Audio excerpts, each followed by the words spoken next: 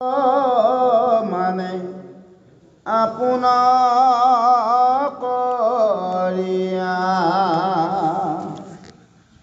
সামান্য প্ৰাণিত গয়াই আত্মবোধি হয় তাহান মায়াক কহো নেদেখে নিচ মোহ হৈয়া সংসাৰত উপজা মৰা অহংকাৰে বন্ধ হৈয়া সংসাৰে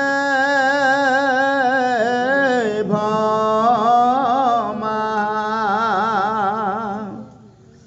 হেন ভগৱন্ত কক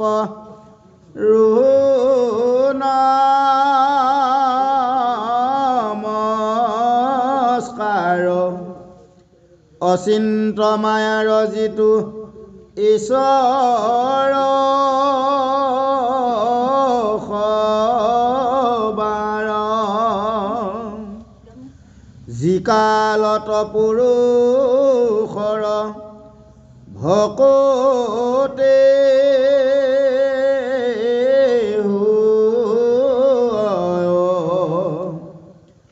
আত্মনিষ্ঠ হৈয়া ঘোৰ সংসাৰ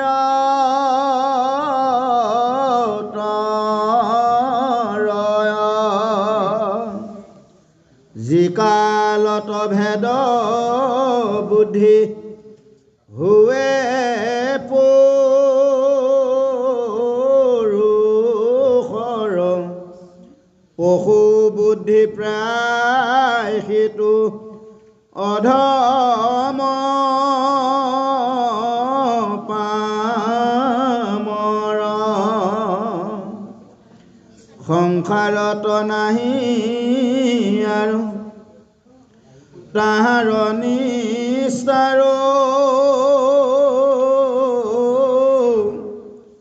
উপজি উপজি ঘোৰ হুঞ্জিবে নিকাৰ নুহিকে আচাৰ্য টান মায়াৰ মোহত ব্ৰহ্মাদি দেৱ মোহ হয়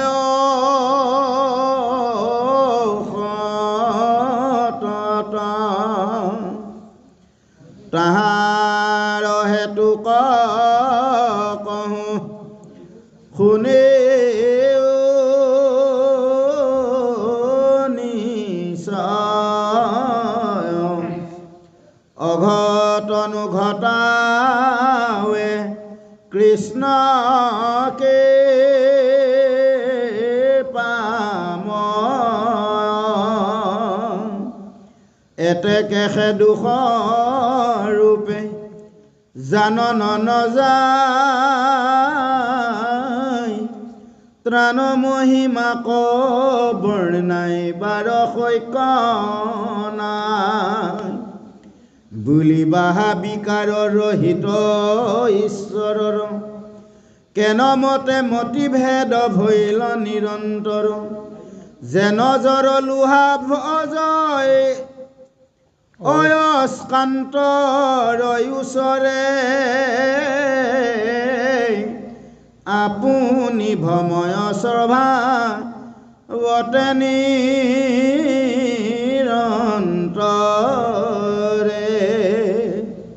সেহি চগ্ৰ পানী মূৰ মতিক নিশ্চয় ভেদ কৰি লন্ত্ৰ ভগৱন্ত কৃপাময় বুলি বাহা সনিধিতে মতি ভেদ ভৈল কোনো ভাগ্য দয়সেয়ে মতৰো কইলা তপস্যা দানৰ ফল কিবা হৈ আছে কেনমতে ভয় লয় আকৌ নজানো নিশ্চয় বামনৰ আগে বুলি এহি বাক্য চয় মৌন হুইয়া ৰহিলা পৰ লাড শুভ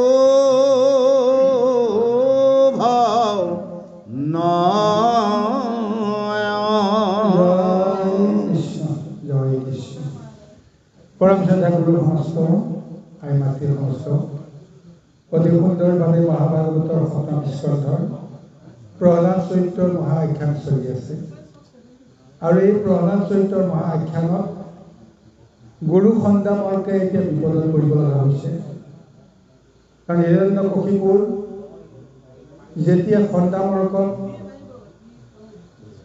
শুক্ৰাচাৰ্য গুৰুৰ অবিহনে তেওঁকেই শিক্ষা প্ৰদানৰ সমস্ত দায়িত্ব দিছিল যিমানখিনি তেওঁ শিক্ষা দিলে সমস্তখিনি প্ৰহ্লাদে আয়ত্তও কৰিলে প্ৰথমতে ভাবিব পৰা নাছিল যে প্ৰহ্লাদে একান্ত বাধ্য ছাত্ৰৰ দৰে ঈশ্বৰৰ দৰে সকলোবিলাক শুনি সকলোবিলাক জানি শেষত গৈ তেওঁ যে ওলটাকে কিবা কিবি যে তেওঁ প্ৰকাশ কৰিব সন্দামৰ্কেও ভাবি পোৱা নাছিল হিৰণ্যকশিপুৰক প্ৰহ্লাদৰ এই যিটো অৱস্থা এই অৱস্থাটো তেওঁ আচলতে অতি গৰ্বৰে বা অতি আনন্দৰে যি জ্ঞান দিবৰ কাৰণে শিক্ষা দিবৰ কাৰণে যি দায়িত্ব দিছিল সেইখিনি যে সুচাৰুৰূপে পালন কৰিলে পালন কৰাৰ ফলত প্ৰহ্লাদে যে সৰ্বশিক্ষা তেওঁ সুন্দৰভাৱে আয়ত্ত কৰিলে তাৰ কাৰণে প্ৰশংসা পাবৰ কাৰণে প্ৰহ্লাদক আচলতে হিৰণ্যকশিপুৰৰ ওচৰলৈকে প্ৰথমতে লৈ গৈছিল আৰু হিৰণ্যকশিপুৰে যেতিয়া অতি আনন্দ মনেৰে কোলাত তুলি লৈ মৰম কৰি চুমা খাই তেওঁৰ শিৰ ঘ্ৰাণ কৰি সুধিলে যে তুমি আচলতে কি কি সাধুপাঠ শুনিলা কোৱা তাৰ উত্তৰতহে যিখিনি তেওঁ বিষ্ণু সম্বন্ধে ভাগৱত সম্বন্ধে যিখিনি কথা ক'লে সেইখিনি কথাহে হিৰণ্যকশিপুৰৰ মন একেবাৰে অস্থিৰ কৰি পেলালে আৰু সন্দামৰ্কে ভাবিব পৰা নাছিল যে যিখিনি কথা শাস্ত্ৰত নাই যিখিনি কথা তেওঁ শিকোৱা নাই সেই কথাখিনি আহি পিতৃৰ আগত তেওঁ ওলটাকে ক'ব শেষত সন্দামৰ্ককো গালি দিলে যে এইবোৰ শিক্ষাহে তুমি দিছিলা যি দৈত্য শাস্ত্ৰৰ কাৰণে মই তোমাক শিক্ষা দিবৰ কাৰণে তোমাক দায়িত্ব দিছিলোঁ তাৰ পৰিৱৰ্তে আজি এই বিষ্ণুৰ গুণানুকীৰ্তন কৰিবৰ কাৰণে তেওঁ ক'ত সুযোগ পালে নিশ্চয় তোমাৰ শিক্ষাত কিবা নহয় কিবা এটা গণ্ডগোল হ'ল কোনোবা ব্ৰাহ্মণে কোনোবা দেৱতাই গোপনে আহি তেওঁক এই বিষ্ণুৰ বিষয়ে বহু কিবা কিবি ক'লে যিখিনি কথা এতিয়া তেওঁ হৃদয়ংগম কৰি লৈ মনত ৰাখি লৈ সেইখিনি কথাহে এতিয়া তেওঁ মোক এতিয়া ক'বলৈ গৈ আছে এইকাৰণে এক প্ৰকাৰ সন্দামৰ্কক তেওঁ তিৰস্কাৰ কৰি কৈছে এইবাৰ ভালকৈ যদি শিক্ষা দিয়া নিদিলে কিন্তু তাৰ প্ৰতিফল বেয়া হ'ব আৰু উপায় নাপায় সন্দামৰ্কে আকৌ প্ৰহ্লাদক নিজৰ আশ্ৰমলৈকে লৈ আহিব লগা হ'ল এতিয়া নিজৰ আশ্ৰমলৈ আনি এতিয়া সন্দামৰ্কই প্ৰহ্লাদক এতিয়া কি বুলি ক'ব গালি দিব নে মৰমেৰে তেওঁ কিবা বুজাব যত্ন কৰিব তেওঁ চিনি পাইছে যে গালি দিটো কাম নহ'ব কাৰণ যিবোৰ কথা মই নাজানো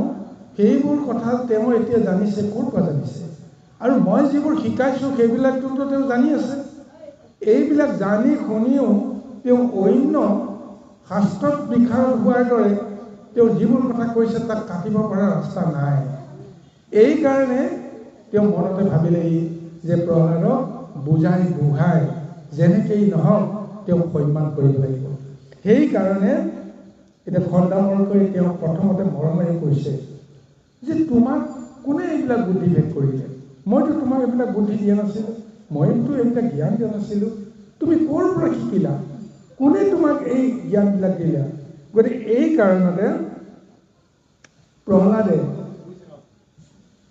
তেওঁৰ গুৰু সন্দামৰ্কক এতিয়া ক'বলৈ আৰম্ভ কৰিছে কি বুলি যে হৰি হৰি মই এতিয়া বুজি পালোঁ ভগৱন্তৰে এয়া নিশ্চয় মায়া ভগৱন্তই মায়া কৰি কি কৰিব বিচাৰিছে যে পিতা আৰু পুত্ৰৰ মাজত এক সংঘাত আনিবৰ কাৰণে তেওঁ যেন লীলা কৰিবলৈ গৈ আছে।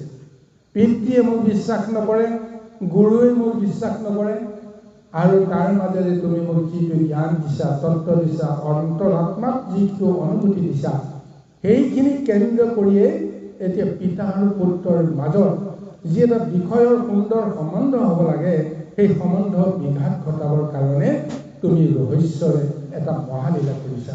হে প্ৰভু, তোমাৰ অনন্ত মহিমাযুক্ত এই ৰহস্যৰ কথা আমি বুজিব নোৱাৰোঁ। গতিকে এই কাৰণে সেইজন কৃষ্ণকে তেওঁ অন্তৰাত্মাত ধ্যান কৰি শেষত সন্তানক গুৰু কৈছে, হে গুৰুদেৱ, এতিয়া মোক বেলেগে বুদ্ধি ভেদ কৰিব নালাগে।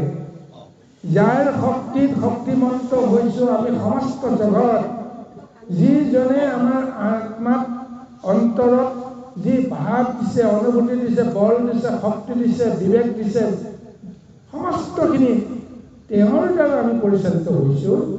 এতিয়া কোনে কাক বুদ্ধিভেদ কৰিব লাগে? যদি বুদ্ধিভেদ কৰিছে মোৰ হৃদয়ত, তেতিয়াহ'লে আনে কোনেও মোক বুদ্ধিভেদ কৰা নাই। বুদ্ধিভেদ কৰিছে যদি স্বয়ং প্ৰভু ভগৱন্তই মোক বুদ্ধিভেদ কৰিছে, কাৰণ মই দৈত্যৰ সন্তান।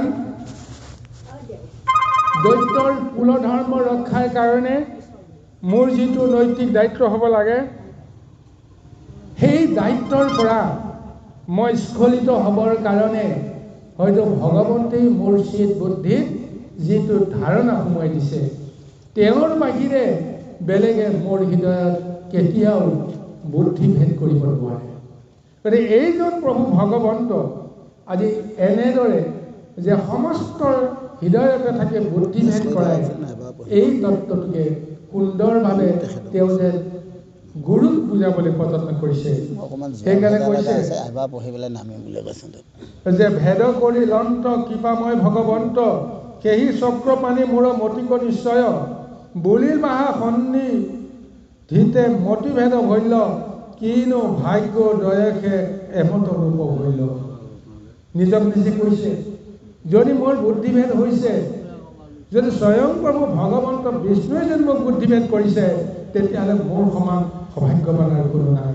কাৰণ মই অসুৰ কুলত জন্ম হৈ মই দৈত্যৰ সমস্ত কুসংস্কাৰৰ পৰা মুক্ত হ'বৰ কাৰণে ভগৱন্তে মোৰ হৃদয়ত এই বুদ্ধি ভেদ কৰি দিছে। গতিকে সেইকাৰণে কৈছে যে মোৰ নিশ্চয় ভাগ্য উদয় হৈ গৈছে।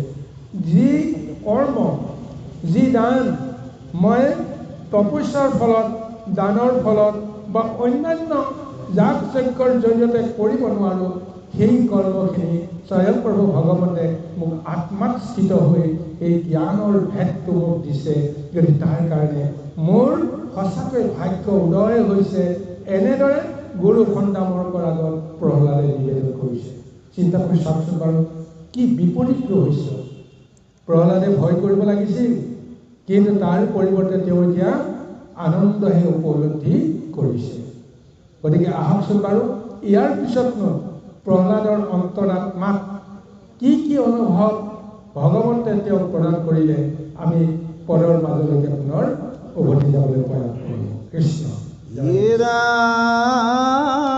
মেহি বাক্য শুনি গালি পাৰিবেলা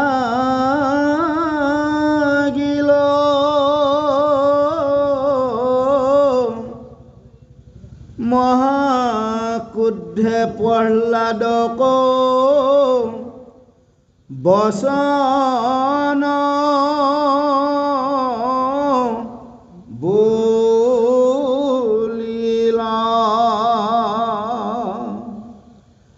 ৰাজাৰ সেৱক দুৰ্জন ব্ৰাহ্মণ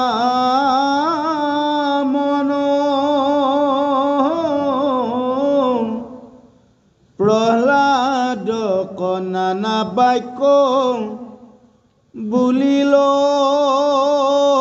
ভৎসন। বেত আন মাৰো আকৌ চালকয়ো তাৰো ৰাজাৰ আজ্ঞাক কৰোঁ প্ৰাণে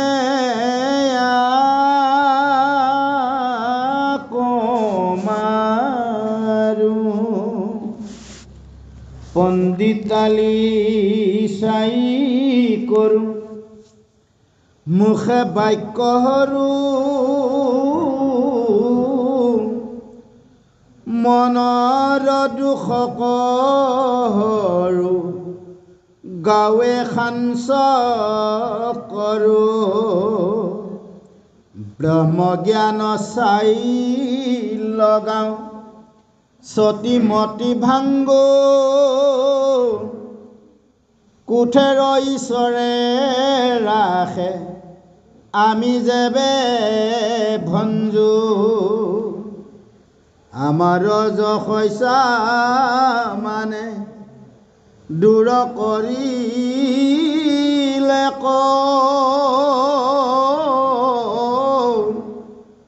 কোঠেৰ নিৰ্গত এইটো আশিয়া পাইলে এতিয়া প্ৰহ্লাদে বিষ্ণুৰ যিটো মহিমাৰ কথা সন্ধ্যামৰ্কৰ আগত প্ৰকাশ কৰিলে সন্ধ্যামৰ্কই শুনিটো বিচুতি হৈ গ'ল তেওঁ ভাবিব পৰা নাছিল যে প্ৰহ্লাদে সঁচাকৈ বিষ্ণুৰ গুণানুকীৰ্তন কৰিবলৈ গৈ তেওঁৰ যে দুৰ্যগ মাতি আনিবৰ কাৰণে তেওঁ যে সাহস কৰিব ভাবিব পৰা নাছিল প্ৰথমতে সঁচাকৈ তেওঁ ভাবিছিল যে কোনোবা নহয় কোনোবাই তেওঁক আহি কুমন্ত্ৰণা দিয়াৰ কাৰণতে মই দিয়া শিক্ষা জ্ঞানবিলাকৰ বিপৰীতে তেওঁ এতিয়া চলিবলৈ আৰম্ভ কৰিছিল কিন্তু যেতিয়াই তেওঁ আত্মদৰ্শন যেনেদৰে পাইছে সেইখিনি তেওঁৰ আত্মজ্ঞানেৰে বিবেকেৰে যে কৰিছে এইখিনি যে বেলেগৰ পৰা কোৱা কথা নহয় এইখিনি কথা জানি বুজি এতিয়া তেওঁ যেন নিজকে নিয়ন্ত্ৰণহীন কৰিব লগা এটা অৱস্থালৈকে আহিব ধৈৰ্যৰ বান তেওঁ ছিগি গ'ল লগে লগে মৰমেৰে কোৱাৰ চলেৰে আগতে তেওঁ বুজাবলৈ যত্ন কৰিছিল কিন্তু এতিয়া তেওঁ অতি কুবাক্যৰে কঠোৰ মানে গালি গালাজেৰে এতিয়া তেওঁক ভয়ভীত খুৱাবৰ কাৰণে প্ৰযত্ন কৰিছে এই বাক্য শুনি গালি পাৰিবে লাগিল মহাক্ৰোধে প্ৰহ্লাদক বচন বলিল ৰাজাৰ সেৱক দ্বিজ দুৰ্জন ব্ৰাহ্মণ প্ৰহ্লাদক নানা বাক্য বলিল ভৰ্ষণ এতিয়া প্ৰহ্লাদক গালি পাৰিবলৈ আৰম্ভ কৰি দিলে ৰজাৰ পুত্ৰক গালি পাৰিবৰ কাৰণে কাৰ সাহস আছে কিন্তু সন্ধ্যামৰ্কই সেই ক্ষমতাটো পালে ক'ৰ পৰা হিৰণ্যকশিপুৰৰ পৰাই পালে হিৰণ্যকশিপুৰে তেওঁক এই ক্ষমতাটো দিছে যদিহে তেওঁ দৈত্য শাস্ত্ৰ শিকিবৰ কাৰণে কিবা নহয় কিবা যদি তেওঁ বেলেগ ধান্দা কৰে যদি ইচ্ছা নকৰে তেতিয়াহ'লে এয়াক মাৰি কিলাই যেনে গুৰুৰ শাস্তি প্ৰদান কৰি হ'লেও যেনেকেই নহওক তাক দৈত্য শিক্ষা দিয়া হ'ব লাগিব এতিয়া এইকাৰণে এই ৰজাৰ পুত্ৰকো নানা ধৰণৰ যে গালি গালাজ দিবৰ কাৰণে তেওঁ বাধ্য হৈ গৈছে লগে লগে তেওঁ চিঞৰি অন্যান্য ছাত্ৰসকলক শিষ্যসকলক হুকুম দিয়াৰ দৰে হুকুম দিছে যে বেত আন মাৰো আকৌ চালক উতাৰো ৰাজাৰ আজ্ঞাক কৰোঁ প্ৰাণে আকৌ মাৰো যে বেত লৈ আহ ৰজাৰ আজ্ঞাক পালন কৰি ইয়াক প্ৰাণকেই মই নাশ কৰি দিওঁ পণ্ডিতালি কৰি কৰি এতিয়া তেওঁ জনাব বিচাৰিছে তেওঁ কিমান জ্ঞানী গুৰুৰ আগত তেওঁ এনেদৰে ঊৰ্ধ্বতালি কৰিব বিচাৰে গতিকে এইকাৰণে তেওঁ কৈছে যে পণ্ডিতালি চাই কৰোঁ মুখে বাক্য হৰো মনৰ দুখকো হৰো গাঁৱে সাংস কৰোঁ যি পণ্ডিতালি কৰি এতিয়া মোৰ দুৰ্নাম আনিবলৈ প্ৰযত্ন কৰিছে গতিকে সেই মুখৰ মাত মই কোবাই কোবাই যে মুখৰ মাত তেওঁ নাইকিয়া কৰি দিম তাৰপিছত কৈছে ব্ৰহ্মজ্ঞান চাই লগাওঁ সতীমতী হেতু ভাঙ্গো কোঠেৰ ঈশ্বৰে ৰাখে আমি যেবে ভঞ্জু তেওঁ ব্ৰহ্মজ্ঞানৰ কথা কৈছে তেওঁৰ এই ব্ৰহ্মজ্ঞানক মই চাই লগাই দিম ক'ৰ ঈশ্বৰে আহি তেওঁক ৰক্ষা কৰে চাই লওঁ মোৰ যশ আৰু মান কীৰ্তি ইমান দিনে যি আছিল, কৰ এইটো কুলৰ কুলাংগাৰ আহি মোৰ ওচৰ চাপিলে, গতিকে এই কুলৰ কুলাংগাৰে মোৰ সমস্ত যশ কীৰ্তি তেওঁ সৰ্বনাশ কৰিবলৈ উপক্ৰম কৰিছে। এনেদৰে সন্তামৰকৈ হিতাহীন জ্ঞান হেৰুৱাই প্ৰহ্লাদৰ ওপৰত উষ্ণ বাস্য কৰিছে। কিন্তু প্ৰহ্লাদে গুৰুক এনেদৰে ৰুদ্ৰ মূৰ্তিত দেখা পায়ো তেওঁৰ অন্তৰাত্মাই অকণমানো কঁপি উঠাৰ প্ৰমাণ দেখা নগ'ল। তেওঁ সহজ সৰলভাৱে নিশ্চলভাৱে গুৰুলৈ কেৱল তেওঁ চাই আছে। গুৰুৱে কিমান তেওঁক গালি দিয়ে দিয়ক, কিমান তেওঁ লম্ফজম্ফ কৰে কৰক, এই গোটেইখিনি যেন তেওঁ নীৰৱে থাকি প্ৰত্যক্ষ কৰিছে। আৰু তেওঁৰ যিটো দুৰ্দশা, অজ্ঞানতাৰ যিটো দুৰ্দশা, এই দুৰ্দশাটো তেওঁ যেন এতিয়া গভীৰভাৱে উপলব্ধি কৰিবলৈহে প্ৰযত্ন কৰি ঈশ্বৰৰ লগত তেওঁ যেন বিলীন হৈ যাবৰ পৰা এটা তপ বা ব্ৰত, এনেকুৱা এটা সংগীতহে তেওঁ যেন উপনীত হৈ আছে। আহক সন্তামৰকৈ পুনৰ কেনেদৰে আৰু উচ্চ বাস্য কৰিবৰ কাৰণে প্ৰযত্ন কৰে। মুকুলৰ অংগাৰ পায় ই পৰম দুৰ্জন, সকলো কুলকে ইটো কৰিবে নাশন, সমভেদ আদি আকৌ সিখান নযায়, দণ্ড ব্যতিৰেকে আন নেদেখো পায়, পৰম দুবুদ্ধি আতপৰে আন নাই, দ্বিতীৰত নয় সব চন্দন পৰাই, অৰামুখিতো বিনে ভৈলে ককন্তক বাস পায়, আৰ সমদুৰ্জন বংশত কেহু নাই, বিষ্ণু ভৈল লোহাময় সদৃশ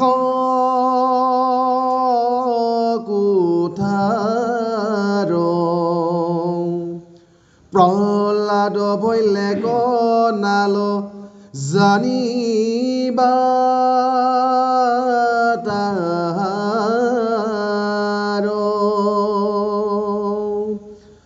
অৰাম চন্দন বসন সবে কৰিবে কষয়,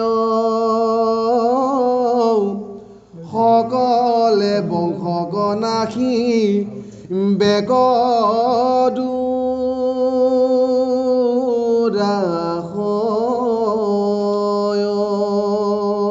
এতিয়া এফালে সন্তামৰকৈ প্ৰহ্লাদে গালি পাৰি আছে, আনফালে তেওঁৰ অন্তৰাত্মাই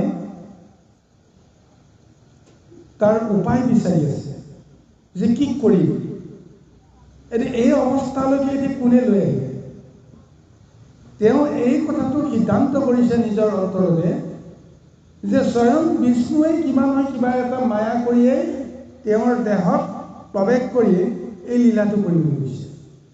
এতিয়া কুলৰ কুলাংগাৰ ৰূপত এই পুত্ৰজনক জন্ম দিলে, তাৰ জৰিয়তে গোটেই কুলক সৰ্বনাশ কৰিব। এতিয়া গোটেই দৈত্য বংশ যেন এতিয়া ধ্বংস কৰি পেলাব।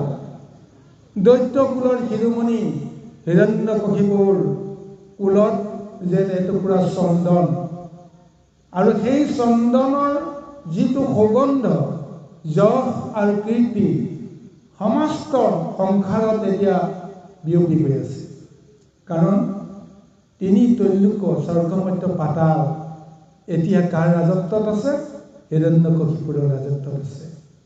আৰু হিৰণ্যকশিপুৰৰ কোনো দোষ আজি তিনি তৈলোকৈ বিচাৰি পোৱা নাই।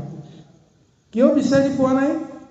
যে সাধাৰণ প্ৰজাবৰ্গ তেওঁ পুত্ৰৱতে পালন কৰিছে, কাকো অভাৱ অভিযোগত থাকিবলৈ দিয়া নাই।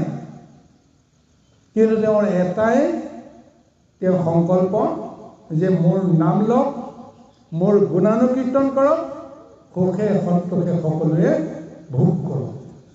কাৰণ মই যেতিয়া ঈশ্বৰ, মই যেতিয়া ভগৱান প্ৰকাণ্ড ঈশ্বৰ নাই সমস্ত সংসাৰত, ঈশ্বৰটোতো মৰিলেই।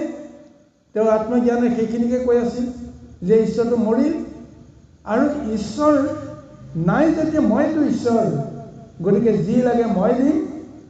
গতিকে এনেদৰে যে হিৰণ্যকশিপুৰৰ যিটো প্ৰতাপ, সেই প্ৰতাপত সমস্তই সুখে শান্তিয়ে থাকিবৰ কাৰণে সাধাৰণজনেতো সদায় বিচাৰে। গতিকে সেইখিনি পাই আছে যেতিয়া বেলেগ পাব লগা একো কাৰণ নাই। গতিকে সেইকাৰণে হিৰণ্যকশিপুৰৰ যে যশ গুণ কীৰ্তি সমস্ততে বিয়পি গৈছে, এই ভাৱনা আজি দৈত্য বংশত ল'বলৈ আৰম্ভ কৰিছে। খণ্ডামৰ্কেও সেইটোকে ভাবি আছে যে দৈত্য কুলৰ জৰিয়তে সমস্ত সংসাৰক শাসন কৰিব পৰা এই মহাচন্দন সুবাসিত এটা ৰূপহে যেন হিৰণ্যকশিপুৰৰ জৰিয়তে দৈত্য কুলৰ পৰা চলি আছে। তাত বিঘিনি কৰিবৰ কাৰণে আজি নাৰায়ণ আহি অতি সংগোপনে প্ৰহ্লাদৰ অন্তৰাত্মাত প্ৰৱেশ কৰিছে। অৰ্থাৎ দৈত্য বংশ ধ্বংস কৰিবৰ কাৰণে তেওঁ প্ৰযত্ন কৰিছে। এতিয়া যি বিষ্ণুৱে নিজেই একো কাম কৰিব নোৱাৰে, এতিয়া তেওঁ কাক আশ্ৰয় কৰিছে? প্ৰহ্লাদক আশ্ৰয় কৰিছে। দৈত্য পুত্ৰ প্ৰহ্লাদক আশ্ৰয় কৰিছে। এখন হাবি বন কাটি ধ্বংস কৰিবৰ কাৰণে এখন কুঠাৰ লাগে, এক অস্ত্ৰ লাগে। কিন্তু সেই কুঠাৰখন লোহাৰে নিৰ্মিত। কিন্তু লোহাৰে নিৰ্মিত কুঠাৰখনে জানো নিজে কিবা কাৰোবাক ধ্বংস কৰিব পাৰিব জানো? নোৱাৰে।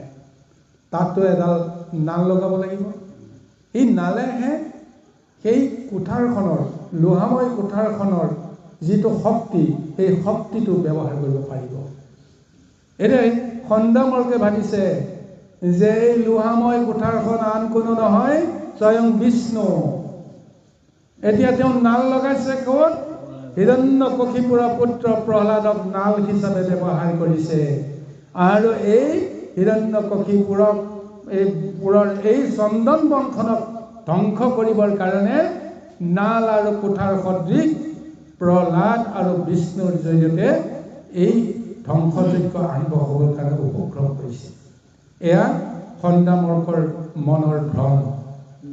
আৰু তেওঁতো যিটো ভাবিছে যুক্তিসংগতভাৱে সেইটো অসত্য হ'ব নোৱাৰে। আধ্যাত্মিকতাৰেতো এইটো সত্যই হয়। কিন্তু এতিয়া তেওঁ ভাবি আচৰিত হৈছে যে এই বিষ্ণুৱে কেনেকৈ আহি তেওঁৰ ভিতৰত সোমালেহি, তেওঁ বুদ্ধি ভ্ৰম কৰিলে। এতিয়াতো প্ৰহ্লাদে কৈ আছে যে সমস্ত জীৱৰ অন্তৰত সেই প্ৰভু ভগৱন্তে বুদ্ধি দিছে। যদি কাৰোবাৰ বুদ্ধি ভ্ৰম হৈছে তেতিয়াহ'লে সেইজনী হৃদয়ত থাকি বুদ্ধি ভ্ৰম কৰিছে। আৰু কৈছে যে সেইজনেই সমস্তকে শক্তি দিছে, যি শক্তিৰে আমি সমস্তবিলাক জীয়াই আছো। অৰ্থাৎ হিৰণ্যকশিপুৰকো সন্মুখতে কৈছিল যে আপুনি যিটো শক্তি পাইছে, যিটো অহংকাৰ কৰিছে, দৰ্প কৰিছে, এই শক্তিখিনিও ভগৱন্তে আপোনাক হৃদয়ত থাকি ভগৱন্তেই আপোনাক দিছে, সমস্তকে দিছে। এতিয়া মানিবলৈ টান পাইছে খণ্ডামৰ্কেও যে এই শক্তি মইতো বিষ্ণুৰ পৰা লোৱা বুলি ভবা নাই। এই শক্তিটো নিশ্চয় হিৰণ্যকশিপুৰৰ পৰা পোৱা শক্তি বা মোৰ নিজৰ দেহৰ পৰা পোৱা শক্তি। গতিকে বিষ্ণুৰ পৰা পোৱা শক্তি বুলি তেওঁ মানিব পৰা নাই। আৰু সেইকাৰণে আজি তেওঁ এনেদৰে কুণ্ঠিত হ'বলৈ আৰম্ভ কৰিছে। কৃষ্ণ অৰা মোজে নাল কুঠাৰ সংযোগ ন ভৈলে কওঁ কেন মতে আনু বিষয়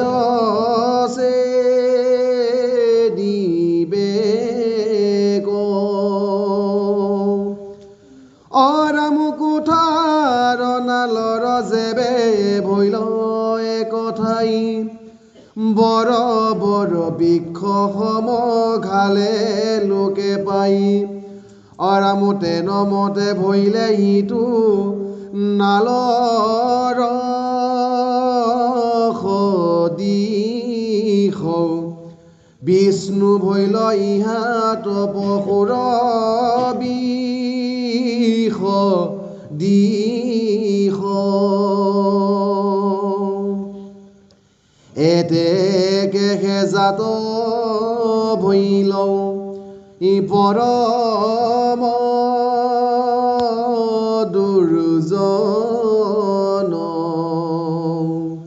দ্বিতীয় বংশ কৈটো কৰিবে কচন্ন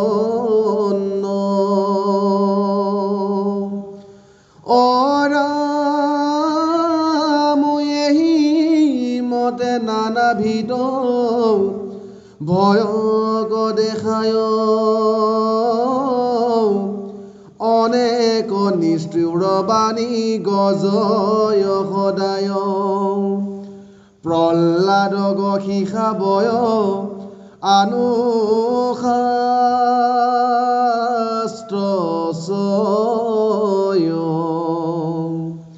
ধৰ্ময়থ কাম মাত্ৰ কৰয় সদায়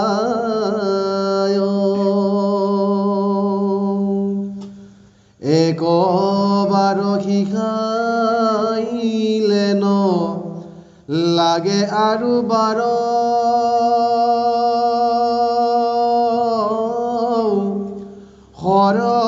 সৰি পহি নেই দৈতৰ কুমাৰ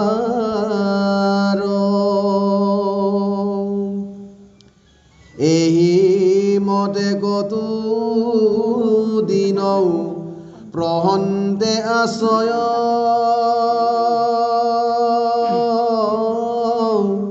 প্ৰহ্লাদে জানিলে মানি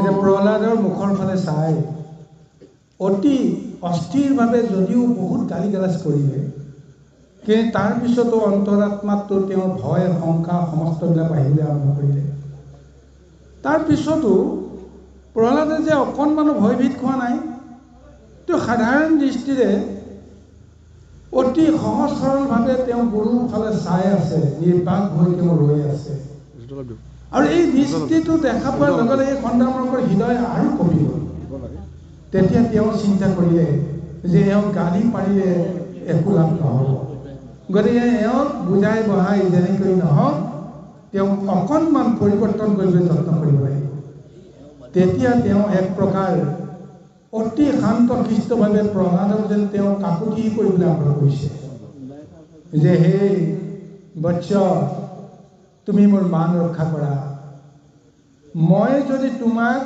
ভালদৰে শিক্ষা দিয়া বুলি ৰজাই যদি নাজানে বেলেগ যদি তেওঁ ভাবে তেতিয়াহ'লে মোৰ ঘোৰত্বৰ দণ্ড হ'ব ৰজাৰ দণ্ডৰ পৰা মই ৰক্ষা কৰিম কেনেকৈ তুমি যিটো আচৰণ লৈছা মইটোতো নোৱাৰিম গতিকে তুমি মোৰ কথাখন শুনা মোৰ মৰ্যাদা যশ কীৰ্তি যেন কেতিয়াও নষ্ট নহয় গতিকে তুমি মোৰ মুখলৈ চাই অন্তত তুমি মই দিয়া শিক্ষাখিনি ভালকৈ ল'বলৈ যত্ন কৰা প্ৰহ্লাদে অতি সুন্দৰভাৱে যেন তেওঁ সন্মতি দিলে তাৰ পিছৰ পৰা খণ্ডামৰ্কে যি শিকায় প্ৰহ্লাদে ইমান মনোযোগেৰে শিকে এই সমস্ত কথা শিকি এতিয়া তেওঁৰ মনত কেনেকুৱা ভাৱ হৈছে কিন্তু প্ৰকাশ কৰা নাই কিন্তু খণ্ডামৰ্কে দেখিছে তেওঁ বুজিছে যে প্ৰহ্লাদৰ পৰিৱৰ্তন হৈছে মই যি কওঁ তেওঁ সমস্ত কথা আখৰে আখৰে তেওঁ পালন কৰিবৰ কাৰণে যেন তেওঁ যত্ন কৰিছে বা শিকিবৰ কাৰণে যেন যত্ন কৰিছে এবাৰ শিকালে আৰু দ্বিতীয়বাৰ শিকাব লগা নহয় ইমান মনোযোগেৰে তেওঁ শাস্ত্ৰ অধ্যয়ন কৰাৰ যিটো লক্ষণ দেখি কন্দমাকৰ মনত অকণমান আনন্দ লাগিছে। কাৰণ যে মোৰ জ্ঞানে বুজনিয়ে হয়তো কিবা এটা কামত আহিছে। ইফালে প্ৰহ্লাদে হয় দ্বৈত শাস্ত্ৰ যে কোনো কামত নাহে তাক প্ৰমাণ পাবৰ কাৰণে তেওঁ এই শাস্ত্ৰৰ মাজত প্ৰৱেশ কৰিব লাগিব। গতিকে দ্বৈত শাস্ত্ৰতনো কি আছে এই কথাটো আনৰ পৰা জনাতকৈ তেওঁ নিজে তাক অধ্যয়ন কৰি নিজৰ আত্মজ্ঞানৰ সেইখিনি বুজিবৰ কাৰণে প্ৰযত্ন কৰিয়ে গুৰুৱে দিয়া মহাশাস্ত্ৰ জ্ঞান তেওঁ একান্ত মনে তেওঁ শিকিবৰ কাৰণে প্ৰযত্ন কৰিছে আৰু সৰ্বশাস্ত্ৰ তেওঁ যেন শিকি বুজি লৈ ল'লে। কিন্তু তাৰপিছত অন্তৰাত্মাই যিটো বিচাৰি পালে যে এই শাস্ত্ৰ পঢ়ি কেৱল এইখন সংসাৰত ধৰ্ম অৰ্থ কাম এই গুণময় ব্যৱস্থাৰ মাজতহে বৰ্তি থাকিব লাগিব। সংসাৰৰ পৰা তৰিবৰ পৰা ব্যৱস্থা এই শাস্ত্ৰবিলাকত নাই। যদি জীৱই সংসাৰলৈকে আহি যদি তৰণৰে যদি উপায় নাপায়, যি জ্ঞান লৈ জীৱই সংসাৰতে যদি তেওঁ মজি থাকিব লগা হয়, তেতিয়াহ'লে জীৱৰ কাৰণে এই শাস্ত্ৰৰ কি প্ৰয়োজন? গতিকে তেওঁ অধ্যয়নৰ জৰিয়তে যিটো তত্ত্ব জ্ঞান ৰহস্য তেওঁ ভেদ কৰিলে, গতিকে অন্তৰাত্মাই এই সিদ্ধান্তটো দিলে যে এই শাস্ত্ৰ পঢ়ি মই যিটো বুজিলোঁ এই শাস্ত্ৰৰ জৰিয়তে জীৱৰ কোনো কাম নাই। গতিকে মুখ্য প্ৰাপ্তিৰ কাৰণে কি কৰিব লাগিব, কাক আশ্ৰয় কৰিব লাগিব, এই তত্ত্বটোহে এতিয়া তেওঁ বিচৰণ কৰিবৰ কাৰণে তেওঁ আৰম্ভ কৰিছে। বাৰু যি কি নহওক অৱস্থা আজি আপোনাৰ সবৰে সৌভাগ্য নে আমাৰ সৌভাগ্য ক'ব পৰা নাই। একেলগতে আমাৰ ত্ৰিবেণী সংগম ঘটিল। আমাৰ তিনিজন বাক্যাচাৰ্য আজি একেলগে লগ লাগিলোঁ আৰু এইখন পবিত্ৰ অনুষ্ঠানত আমি তিনিজনে একেলগে লগ লগা উদাহৰণটো কমেই হয়। যি কি নহওক সময়ৰ প্ৰতি লক্ষ্য ৰাখি প্ৰত্যেকৰে যিহেতু অকণমান আসনলৈ অহাৰ এটা ব্যৱস্থা পাব লাগে, গতিকে সেইকাৰণে সভাৰ শ্ৰীচৰণৰ কৌটি কৌটি প্ৰণিপাত জনাই আমি আসনৰ পৰা বিৰতি মাগি আমি বিষ্ণুপাতৰ প্ৰভুজনলৈ আগবঢ়াই জানিতে অজানিতে হোৱা অসংখ্য ভুল ত্ৰুটিৰ কাৰণে সভাৰ শ্ৰীচৰণৰ কৌটি কৌটি প্ৰণিপাতৰ সেৱা জনাই আমি আসন ত্যাগ কৰি আজি বিষ্ণু প্ৰভুলৈ আসনখন আগবঢ়াইছোঁ। কৃষ্ণ